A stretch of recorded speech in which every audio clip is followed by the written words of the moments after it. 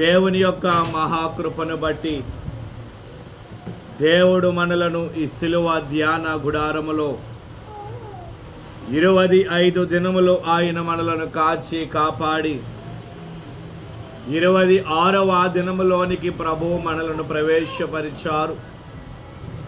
ఆయనకే నిండు మహిమ ఘనత ప్రభావములు యుగ యుగములో ఆయనకు మెండుగా కలుగును గాక. ఆమేన్. ఈ దినము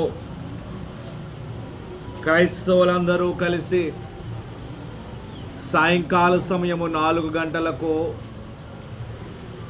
ప్రవీణ్ పగడాల గారి యొక్క మరణ విషయము అది అనుమానాస్పదముగా ఉండుటను బట్టి దాని విషయము ఎవరూ తేల్చుటలేదు. అటు పోలీసు వారు తేల్చుటలేదు, డాక్టర్లు కూడా పోస్ట్ మార్టం రిపోర్టు ఎంతకో ఆలస్యం చేస్తున్నారు. ఆయన యొక్క అనుమానాస్పద మృతిని బట్టి క్రైస్తవ అత్తిలి మండలము పాస్టర్స్ ఫెలోషిప్ అందరూ కూడా అనేక మంది వేలాది మంది క్రైస్తవులని మాత్రమే కాదు, కులము మతము భేదా లేకుండా కొన్ని వేల మంది ఈ దినము ర్యాలీలో పాల్గొన్నటువంటి వారై ఉన్నారు. శాంతి ర్యాలీలో అత్తిలి గ్రామమంతయు కూడా తిరగటము జరిగినది కనుక కొంచెము బలహీనముగా ఉన్నది. త్వరగానే మనము కార్యక్రమాన్ని ముగింపులోనికి తీసుకుని వెళదామండి. కొద్ది నిమిషాలు పరిశుద్ధ గ్రంథములో నుండి దేవుని యొక్క వాక్యమును ధ్యానము చేద్దాము. యోహాను సువార్త 18వ అధ్యాయం అండి. యోహాను సువార్త 18వ అధ్యాయము 23వ వచనమును చదువుకుందామండి. అందుకు యేసు, నేను కాని మాట ఆడిన ఎడల ఆ కాని మాట ఏదో చెప్పము, మంచి మాట ఆడిన ఎడల నన్నేలా కొట్టుచున్నావనెను. చాలండి. ప్రభువు తన పరిశుద్ధమైన లేఖన భాగమును ఆయన మహిమార్థమై మన వినికిడిలో ఫలింప చేయును గాక. ప్రభువునందు ప్రియమైన దేవుని విశ్వాసులరా, యేసు క్రీస్తు ప్రభువుల వారిని గెత్సెమనే తోటలో ఆయన ఉండగా ప్రధాన యాజకులు, శాస్త్రులు, పరిసయ్యులు, ధర్మశాస్త్రోపదేశకులైనటువంటి వారు సైనికులను వారు వెంటబెట్టుకుని తీసుకుని వచ్చి ఆయనను గెత్సెమనే తోటలో బంధించిన వారుగా ఉన్నారు. రాత్రికాల సమయము, మధ్యరాత్రికాల సమయములో పేతురు, యోహాను, యాకోబులు ఆ గెత్సెమనే తోట లోపల వారు ఉండగా మిగిలిన 80 తోటకి వెలుపల వారు ఉన్నారు. ఎప్పుడైతే యేసు ప్రభువుల వారిని బంధించారో, ఆయనను బంధించగానే ప్రజలందరూ, శిష్యులందరూ ఆయనను విడిచి పారిపోయారు. ఒక యోహాను మాత్రమే ఆయనకు సమీపముగా ఆయన ఉన్నాడు. పేతురు ఎక్కడో దూరమున నిలుచుండి ప్రభువుని చూచుచూ ఉన్నటువంటి వాడై ఉన్నాడు. ఆయనకి ఏమవుతుందా అని దూరమున నిలుచుని పేతురు ప్రభువుని చూచుచూ ఉన్నటువంటి వాడై ఉన్నాడు. ఇలాగు ఉండగా సైనికులైనటువంటి వారు ఆ రాత్రికాల సమయమందు ఆయనను సంకెళ్లతో బంధించి ఆయనను ప్రధాన యాజకుడైన అన్న దగ్గరకు ఆయనను తీసుకుని వెళ్ళినటువంటి వారుగా ఉన్నారు. మొదట ఆయనను ప్రధాన యాజకుడైన అన్న యొద్దకు ఆయనను తీసుకుని వెళ్ళారండి. అతడు కయ్యప అనబడే ప్రధాన యాజకునికి మామ అతడు ప్రభువుని విచారించుచూ ఉన్నాడు. ఆ రాత్రికాల సమయమందు అర్ధరాత్రి వేళ అన్న అనబడే అతను ప్రభువుని విచారించుచూ ఉన్నాడు. అతడు అడుగుచూ ఉన్నాడు ఆయన శిష్యులను గురించి, ఆయన యొక్క బోధన గురించి ప్రభువుని ప్రశ్న వేశాడు. అందుకు ప్రభు అన్నారు, ప్రతిదినము నేను దేవాలయములో నేను వాక్యమును బోధించుతూనే ఉన్నాను కదా, నేనేమి రహస్యముగా నేను ప్రసంగములు చేయలేదే, బహిరంగముగానే దేవాలయములలోనే నేను బోధించాను కదా, మరి అప్పుడు మీరు నా బోధను ఎరిగి ఉండలేదా, అప్పుడు మీరు నన్ను ఎరిగి ఉండలేదా అని ప్రభువు తిరిగి ప్రధాన యాజకుని అడిగారు. అప్పుడు ఎప్పుడైతే ప్రభువు ఆ ప్రశ్న వేశారో ప్రధాన యాజకుల దగ్గర ఉన్న బంట్రౌతులలో ఒకడు ప్రధాన యాజకునికి ఎలాగూ ఉత్తరం ఇచ్చుచూ ఉన్నావా అని ప్రధాన యాజకునికి ఎలాగున జవాబు ఇచ్చుచూ ఉన్నావా అని ప్రభువుని కొట్టినవాడుగా ఉన్నాడు. ఆ బంట్రౌతు వచ్చి ప్రధాన యాజకుని కొట్టాడు. అప్పుడు ప్రభువు అంటూ ఉన్నటువంటి మాట, నేను కాని మాట ఆడిన ఎడల ఆ కాని మాట ఏదో నాకు చెప్పము. నేను ఈ సమయమందే కాని మాట ఏమీ నేను మాట్లాడలేదే, ఈ సమయంలో మాట్లాడకూడనటువంటి మాట ఏది నేను మాట్లాడలేదే, ఈ సమయంలో నా నోటి ద్వారా రాకూడనటువంటి మాట ఏదియును రాలేదే. అయితే నేను మంచి మాట మాట్లాడిన ఎడల నీవేళ నన్ను కొట్టుచూ ఉన్నావు, నేనే మంచి మాట మాట్లాడిన ఎడల నీవెందుకు నన్ను కొట్టుచూ ఉన్నావు, నేను కాని మాట మాట్లాడితే ఆ మాట ఏదో నాకు చెప్పమో, అలాగూ కాక నేను మాట్లాడినది మంచి మాట అయితే నీవేళ నన్ను కొట్టుచూ ఉన్నావు అని ప్రభు ఆ బంట్రౌతుని అడిగారు. దానికి అక్కడ ప్రభు అంటూ ఉన్నటువంటి మాట, నేను మంచి మాట మాట్లాడిన ఎడల నన్నేలా కొట్టుచూ ఉన్నావు అని ఆయన అంటూ ఉన్నారు. ఈనాడు దేవుని సన్నిధిలో కూర్చుని వాక్యముని వింటూ ఉన్నటువంటి ఆయన బిడలారా, దేవుని జనాంగముగా ఉన్నటువంటి మనము, ఆయన బిడలముగా ఉన్నటువంటి మనము కాని మాట మనము ఎక్కడా కూడా మనము మాట్లాడరాదండి. మంచి మాటలనే మనము మాట్లాడవలెను. చెడ్డ మాటలో, అసహ్యపు మాటలో, ఎదుటి వానికి కోపము తెప్పించే మాటలో మనము ఎక్కడనో కూడా మనము మాట్లాడరాదు.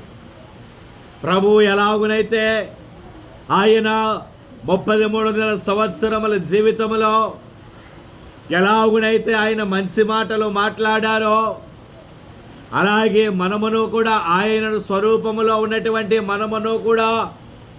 మనమును మంచి మాటలనే మనము మాట్లాడవలెను. అయితే మనము మాట్లాడవలసిన మంచి మాటలు ఏమిటి? ఆయన సన్నిధిలో కూర్చుని వాక్యముని వింటూ ఉన్నటువంటి ఆయన బిడలారా, మనము మాట్లాడవలసిన మంచి మాటలు ఏమిటి? సొలొమోను భక్తుడు సామెతల గ్రంథములో కొన్ని విషయములను ఆయన మనకు తెలియజేయచ్చు ఉన్నారు. మనము మాట్లాడవలసిన కొన్ని మంచి మాటలు పరిశుద్ధ గ్రంథములో నుండి మనము ధ్యానము చేద్దాము ప్రియులారా. సామెతల గ్రంథం అండి, 8వ అధ్యాయము 6వ వచనమును చదువుకుందామండి. నేను శ్రేష్టమైన సంగతులను చెప్పెదను వినుడి, నా పెదవులు యథార్థమైన మాటలు పలుకును. చాలండి. చదువుబడిన లేఖన భాగములో దేవుని ద్వారా దైవ జ్ఞానమును పొందుకున్నటువంటి సొలొమోను భక్తుడు ఆయన అక్కడ వ్రాయచ్చు సంఘముతో, యావత్ సార్వత్రిక సంఘముతో ఆయన మాట్లాడచ్చు. అక్కడ ఆయన అంటూ ఉన్నటువంటి మాట ఏమిటి అంటే, నా పెదవులో యథార్థమైన మాటలు పలుకును అని ఆయన అంటున్నారు. కనుక ఆయన సన్నిధిలో వాక్యముని వింటూ ఉన్నటువంటి దేవుని బిడ్డలారా, మొదటిగా మనము ఏ మాటలను మనము మాట్లాడవలను అంటే యథార్థమైన మాటలు మనము మాట్లాడవలసిన వారముగా ఉన్నాము. దేవునికి స్తోత్రం. యథార్థమైన మాటలనే మనము మాట్లాడాలి. యథార్థమైన మాటలు అనగా వాస్తవములు. ప్రియమైనటువంటి వారలారా, వాస్తవాలనే మనము మాట్లాడాలండి. అవాస్తవములో, నిజము కాని మాటలో మన నోట నుండి మనము రానియరాదు. అందుకే 10 ఆజ్ఞలలో ఒక ఆజ్ఞగా దేవుడు మనకి ఇచ్చారు. ఆజ్ఞ ఏమన్నారు? అబద్ధమాడవద్దు అని ఆయన అన్నారు. మనము మన నోట ద్వారా అబద్ధము అనబడే మాట మనము రానియరాదు. అవాస్తవాలు మనము మాట్లాడరాదు. మనము మాట్లాడేటటువంటి మాటలో యథార్థమైన మాటల వలె ఉండాలి. ఆ మాటల వలన మనకు హాని జరిగినను పర్వాలేదు, కానీ ఆ యథార్థమైన మాటల వలన మనకు మేలు జరగకపోయినా పర్వాలేదు, కానీ మనము మాట్లాడే అవాస్తవముల వలన ఎదుటివానికి హాని అనబడేది, కీడు అనబడేది జరగరాదు. మనము ఎప్పుడూ కూడా వాస్తవాలనే మనము మాట్లాడాలి. అవాస్తవాలు ఏనాడు కూడా మనము మాట్లాడరాదు. ప్రియమైనటువంటి వాళ్ళు కనుక ఎప్పుడూ కూడా యథార్థముగానే ఉండండి. యథార్థతను విడిచిపెట్టవద్దు. యథార్థమైన మాటలనే మాట్లాడండి. యథార్థమైన క్రియలనే చేయండి. యథార్థమైన పనులనే మనము చేయవలసిన వారముగా ఉన్నాము. ఒకవేళ మనము నిజము చెప్పినా ఆ కొద్దిసేపే మనము బాధపడవచ్చును. ఒకవేళ మనము నిజము దాచి ఉంచి అబద్ధాన్ని చెప్పామనుకోండి, ఆ అబద్ధము ద్వారా మనము ప్రతి నిమిషము మనము సతమతం అవ్వాలి. ప్రతి నిమిషము మనము ఆ అబద్ధము వలన మనమే సతమతమైపోతూ ఉండాలి. దాని వలన మనము మనశ్శాంతిగా ఉండలేము. దాని వలన మనము నెమ్మదిగా ఉండలేము. కనుకని సొలొమోను భక్తుడు అంటూ ఉన్నారు, నా పెదవులు ఎప్పుడూ కూడా యథార్థమైన మాటలు పలుకును అని ఆయన అంటున్నారు. కనుక వాస్తవాలనే మనము ఎప్పుడూ మాట్లాడే వారి వలె మనము ఉండాలి. అవాస్తవముల వైపు కానీ అబద్ధముల వైపునకు కానీ ఏనాడు మనము మన మనస్సును ఉంచరాదు. ప్రియమైనటువంటి వారులారా, రెండవదిగా చూసినట్లయితే మనము మాట్లాడవలసిన మంచి మాటలలో రెండవది ఏమిటి అనగా 12వ అధ్యాయం అండి. సామెతల గ్రంథము 12వ అధ్యాయము 17వ వచనం అండి. సత్యవాద ప్రియుడు నీతిగల మాటలు పలుకును. మరలా చదవండి. కోట సాక్షి మోసపు మాటలు చెప్పును. చాలండి. చదువుబడిన లేఖన భాగములో అక్కడ వ్రాయబడి ఉన్నటువంటి మాట ఏమిటి అంటే, సత్యవాద ప్రియుడు నీతిగల మాటలు పలుకును అని ఆయన అంటున్నారు. కనుక రెండవదిగా మనము మాట్లాడవలసినటువంటి మంచి మాటలు ఏమిటి అంటే, మనము నీతి కలిగిన మాటలు మనము మాట్లాడాలి. నీతి కలిగిన మాటలో మనము మాట్లాడవలసిన వారముగా ఉన్నాము. మనము మాట్లాడే మాటలలో నీతి అనబడేది మనము కనుపరచాలి. మనము మాట్లాడే మాటలలో ఎదుటి వారికి అన్యాయము అనబడేది ఎక్కడా జరగరాదు. మనము మాట్లాడే మాటల ద్వారా అన్యాయము కానీ అక్రమము కానీ ఏదియును కూడా జరగడానికి వీలు లేదు. మనము మాట్లాడే మాటలలో ఎప్పుడు న్యాయము అనబడేది ఉండాలి ప్రియమైనటువంటి. మనము మాట్లాడే మాటలు ఎప్పుడూ కూడా న్యాయముగానే ఉండాలి. అన్యాయముగా ఏనాడు మన మాటలు పలుకరాదు, మన మాటలు మాట్లాడరాదు. ఒకవేళ అన్యాయపు వైపు మన బంధువులు ఉన్నా, మన మిత్రులు ఉన్నా, మనము వెళ్ళి న్యాయము వైపే మనము నిలవబడాలి. కానీ అన్యాయము వైపు మనము ఏమాత్రము ఏనాడు కూడా మనము నిలవబడరాదు. అన్యాయపు మాటలు కానీ, అన్యాయపు క్రియలు కానీ ఏనాడు మనము చేయరాదు. ఎప్పుడూ కూడా నీతి కలిగిన వారి వలె మనము ఉండాలి. అది మనకు ఎంత అపాయము తలపెట్టిననో, అది మనకు ఎంత ప్రమాదము తలపెట్టిననో నీతిని అన్నడు విడనాడరాదు ప్రియమైనటువంటి వారలారా. కనుక నీతి కలిగిన మాటలు మాట్లాడాలి. చాలామంది పైకి నీతి కలిగిన మాటలు మాట్లాడతారు, కానీ వారిలో దానిని అనుసరించేవారు ఎవరు, దానిని అనుసరించి నడుచుకునేవారు ఎవరునూ ఉండరు. కానీ మనము అలాగున ఉండరాదు. నీతి కలిగిన మాటలనే మనము మాట్లాడాలి. న్యాయవంతమైన మాటలు. మనము మాట్లాడే మాటల ద్వారా ఎదుటివానికి న్యాయము జరగకపోయినా పర్వాలేదు, కానీ అన్యాయము ఏమాత్రమును కూడా జరగరాదు ప్రియమైన. కనుక మనము ఒక మాట మనము మన నోట నుండి మాట్లాడుతూ ఉన్నామంటే ఆచితూచి మనము మాట్లాడాలి.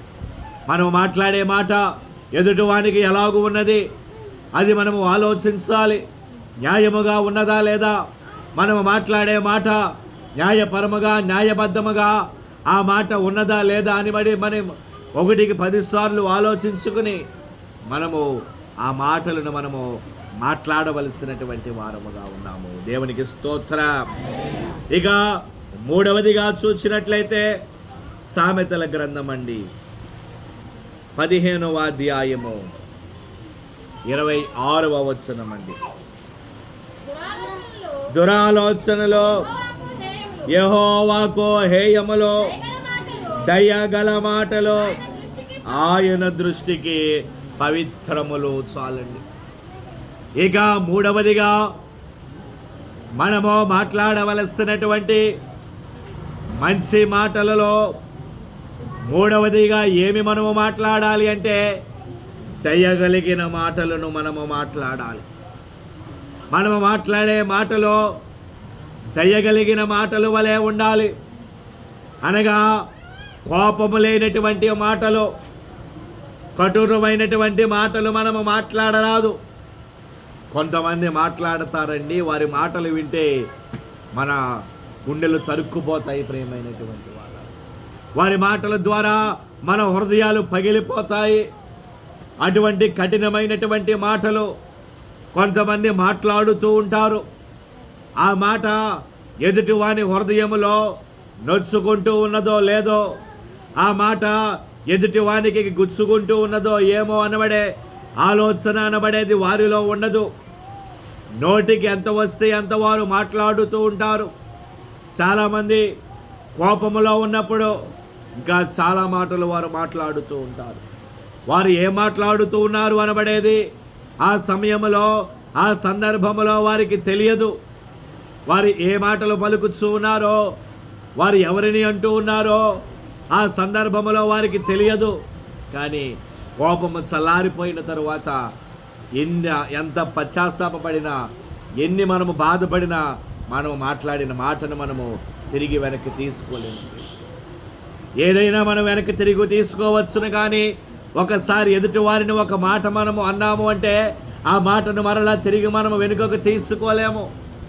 మన మాట ద్వారా ఎదుటివారు ఇబ్బంది పడ్డారు అంటే, మన మాట ద్వారా ఎదుటివారి హృదయం నొచ్చుకున్నది అంటే ఆ మాట వలన మనము పాపము చేసిన వారమే. ఆ మాటను మరలా మనము వెనుకకు తిరిగి తీసుకోలేము. ఆ మాటను మరలా మనము వెనుకకు తిరిగి తీసుకోలేము. కనుక మనము మాట్లాడే మాటలు జాలి, దయ, కరుణ కలిగిన మాటలు వలె ఉండాలి. ఎదుటివారు మన మీద కోపపడి ఉండవచ్చును, ఎదుటివారు మన మీద నింద వేస్తూనే ఉండవచ్చును, కానీ మనము ఏమాత్రమును కూడా మనము మనము దయగలిగిన మాటలు మాత్రమే మనము మాట్లాడాలి. ఏమాత్రమును కూడా మనము జాలి కలిగిన మాటలనే మనము మాట్లాడాలండి. యేసు ప్రభువుల వారు ఆయన 33.5 సంవత్సరముల సేవా జీవితంలో ఎవరి మీద ఆయన కోప్పడ్డారండి? ఆయన 33.5 సంవత్సరముల జీవితంలో చివరి 3.5 సంవత్సరముల సేవా జీవితంలో ఎవరి మీద ఆయన కోపపడ్డారా? ఒక దేవాలయములో క్రయ విక్రయములు చేయువారి మీద తప్పితే మరి ఎవరి మీద ఆయన కోపపడినట్లు పరిశుద్ధ గ్రంథములు ఎక్కడా కూడా వ్రాయబడి ఉండలేదు. కనుక మనము దయగలిగిన మాటలనే మనము మాట్లాడాలి. జాలి కలిగిన మాటలు, కరుణ కలిగిన మాటలు, కటువైన మాటలు, కఠినమైన మాటలు మనము మాట్లాడాలి. అది ఆ మాటలు మాట్లాడటం వలన ఎదుటివాని హృదయాన్ని నొప్పిస్తాము. దాని వలన బాంధవ్యాలు తెగిపోతాయి తప్పితే, దాని వలన బంధుత్వాలు చెడిపోతాయి తప్పితే మనకు వచ్చే ఉపయోగం ఏమీ ఉండదు ప్రియమైన. కనుక దయగలిగిన ఉండాలి. ఏం చేశారు? ఆయన స్వరూపాన్ని మనకిచ్చారు. ఆయన ఎంత జాలి దయ కరుణ కలిగిన దేవుడిగా ఆయన ఉన్నారో మనమును కూడా ఆయన వలె కరుణ కలిగిన వారి వలె, జాలి దయ కలిగిన వారి వలె మనము ఉన్నప్పుడు దేవుడు మనకు బలమైన ఆశీర్వాదములు ఆయన మనకు అనుగ్రహించబోతూ ఉన్నటువంటి వారై ఉన్నారు. దేవునికి స్తోత్ర. ఇక 4వదిగా చూసినట్లయితే సామెతల గ్రంథం అండి 18వ అధ్యాయము 7వ వచనాన్ని చదువుకుందాము. బుద్ధిహీనుని నోరు వానికి నాశనము తెచ్చును, వాని పెదవులు వాని ప్రాణమునకు ఉరి తెచ్చును. చాలండి. దేవుని యందు నిరీక్షణ నుంచి ఆయనను స్తుతించు నా ప్రాణమా. దేవుని యందు నిరీక్షణ ఆయనను ఏ అపాయము రాకుండా దివారాత్రులు కాపాడు.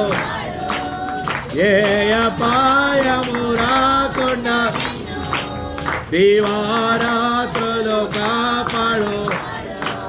ప్రతిక్షణం పక్షముండు రక్షకుడు.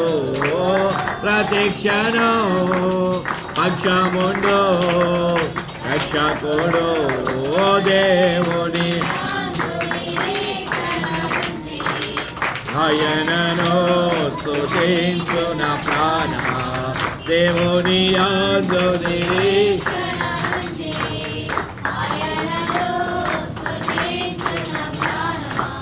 ఎనిమిదవ అధ్యాయం అండి సామెతల గ్రంథము 8వ అధ్యాయము 7వ వచనం అండి. నా నోరు సత్యమైన మాటలో పలుకును, దుష్టత్వము నా పెదవులకు అసహ్యము. చాలండి.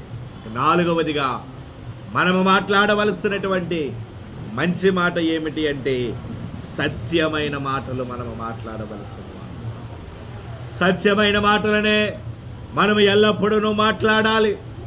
అనగా అసత్యము లేకుండా, వేషధారణ అనబడేది లేకుండా మనము మాట్లాడవలసిన వారముగా ఉన్నాం. మనము మాట్లాడే మాటల ద్వారా మాటలలో వేషధారణ అనబడేది కనుబడరాదు. ప్రియమైనటువంటి వారలారా, మనము ఎప్పుడూ ఒకే రీతిగా మనము ఉండాలి. వారు ఉన్నప్పుడు, మన ఎదుట మనిషి ఉన్నప్పుడు ఒకలాగా, ఆ మనిషి లేనప్పుడు అతని గురించి ఇంకొకలాగా మనము ఎన్నడూ మనము మాట్లాడరాదు. వేషధారణ కలిగిన మాటలు మనము ఎన్నడూ కూడా మాట్లాడరాదు. వాటి వలన మనకు ఏమాత్రమును ప్రయోజనము లేదండి. వేషధారణ కలిగిన మాటల వలన మనకు ఏమాత్రమును ప్రయోజనము లేదు. కనుక సత్యమైన మాటలు మనము మాట్లాడాలి. ఇక 5వదిగా సామెతల గ్రంథము 16వ అధ్యాయము 21వ వచనం అండి.